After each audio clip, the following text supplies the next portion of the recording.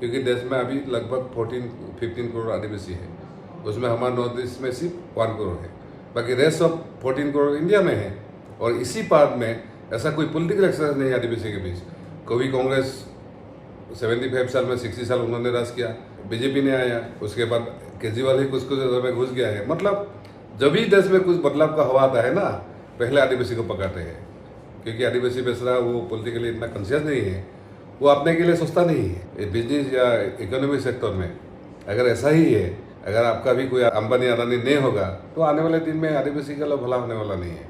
तो इसीलिए हम एक पॉलिटिकल एजेंडा पकड़ के पॉलिटिकली जो लोग हैं उसको जोड़ने का कोशिश कर रहे हैं, और सामाजिक तौर पे जो काम कर रहे हैं आदिवासी के विषय में उसको भी हम जोड़ने की कोशिश कर रहे हैं।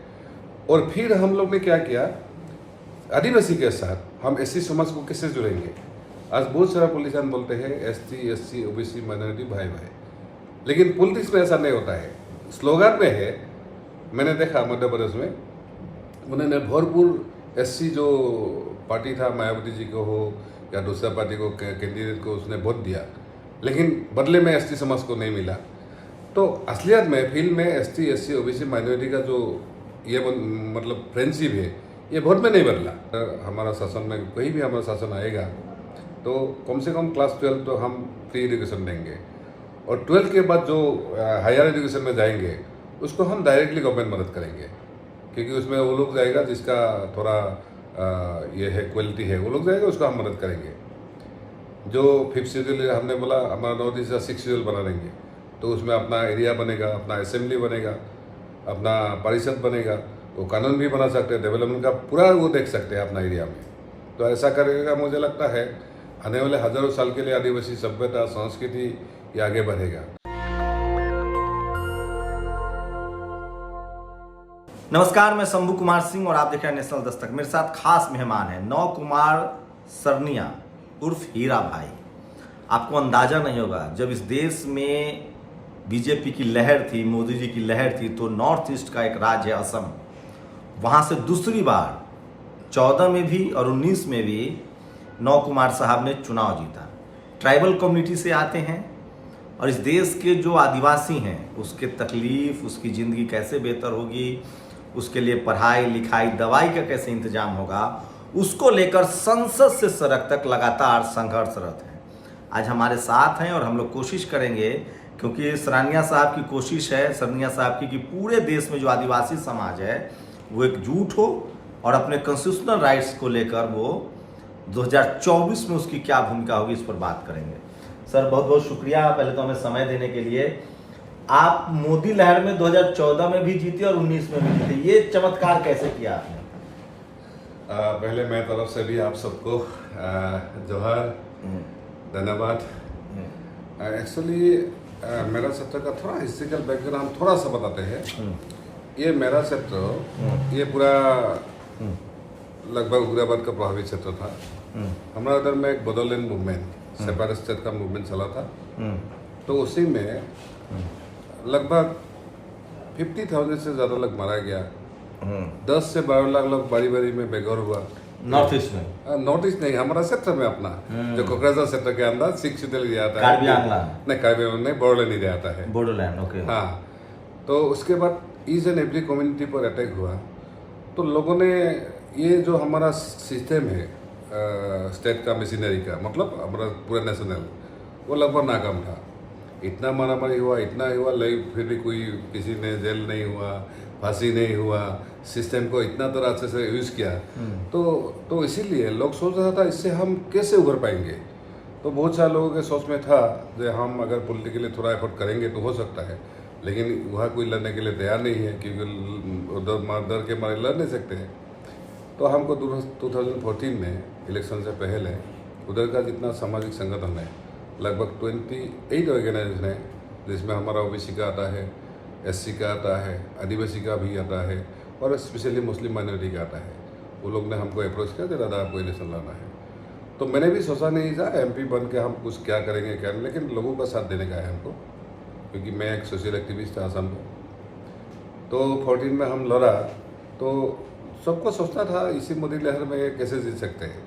तो हमको भी इतना उम्मीद नहीं था, लेकिन हमको लगभग 52% और 3,55,000 मार्जिन था हमारा। फिर सेकंड टाइम जब बढ़ गया तो हमारा यहाँ बहुत खेला हो गया। मुझे लगता है कोकराझार ऐसा कॉन्स्टिट्यूंसी है जहाँ सभी पार्टी ने हमको हराने के लिए लड़ा था। मतलब मोदी जी को, अमित शाह जी को हराने के लिए इतना लोग नहीं लगा था, इतना पार्टी ना, फिर भी हम 32% लेके पटले जीत के आया। तो अभी आई बारी आदिवासी का। मैं जिस क्षेत्र से आता हूँ ये आदिवासी क्षेत्र है, मैं भी आदिवासी हूँ, लेकिन हमारा आदिवासी के साथ साथ जो हमारा मूल निवासी है या बहुजन बोल रहे हैं उसको भी आगे करना है, क्योंकि मुझे लगभग 10% या 12% आदिवासी ने वोट दिया, लगभग 60% के आसपास हमको ओबीसी ने वोट दिया, और एससी थोड़ा कम है, एससी ने हमको भरपूर वोट दिया, और माइनॉरिटीज़ जहाँ हमारे क्षेत्र में लगभग 4.5 लाख वोटर है, पहली बार मुझे 80% लोगों ने वोट दिया। तो इसलिए यह जब नेशनल लेवल में हम आके देखा जब हमारा नॉर्थ ईस्ट में आदिवासी थोड़ा खुश है, तो एजुकेटेड भी है, अपने को शासन करने का मौका भी मिला है। इंटायर इंडिया में क्या होता है, स्पेशली जो 5th शेड्यूल एरिया है, चाहे मध्य प्रदेश, छत्तीसगढ़, झारखंड, जहाँ भी हो, उसमें हमने देखा है आदिवासी का एक साहस है अपना जल, जंगल, जमीन, खनिज को बचाने का और अपने आपको शासन करना है। क्योंकि हमने देखा है जो आज़ादी से पहले बहुत सारा ऐसा आदिवासी राज्य था, चाहे गोंडवाना हो, चाहे वेलिस्तान भी हो, और छोटा छोटा बहुत सारा राजा था, राज्य था, लेकिन आफ्टर इंडिपेंडेंस वो ख़त्म हो गया। इवन हमारा छत्तीसगढ़ में मैं जब गया, उधर का राजा ने चौधरी पटेल के साथ दिया, उन्होंने अपना राजा शासन सब छोड़ दिया, लेकिन उसको या उधर का लोगों को कुछ नहीं मिला। तो हमने जो देखा ये 9 साल में हमने देखा इसी के लिए किसी ने कोई कदम नहीं उठाया।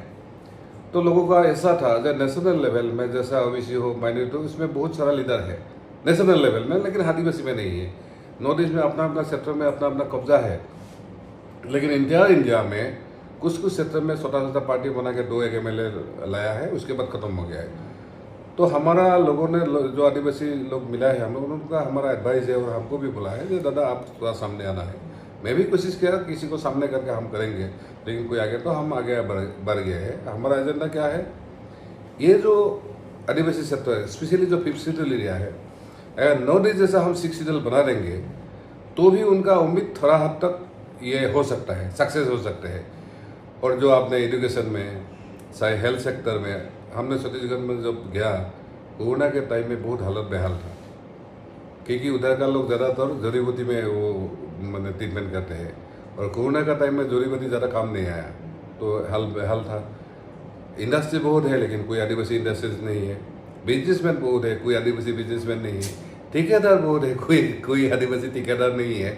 तो मैंने देखा अगर हम लोगों को पॉलिटिकली उसको स्ट्रेंथन नहीं करेंगे तो आप पॉलिटिकल बार्गेनिंग नहीं कर पाएंगे, आप सोशली या कल्चरली आपको कुछ नहीं रहेंगे, तो आप उसमें शायद हो सकता है कल आदिवासी का जो आइडेंटिटी वो भी नहीं खत्म होने वाला है।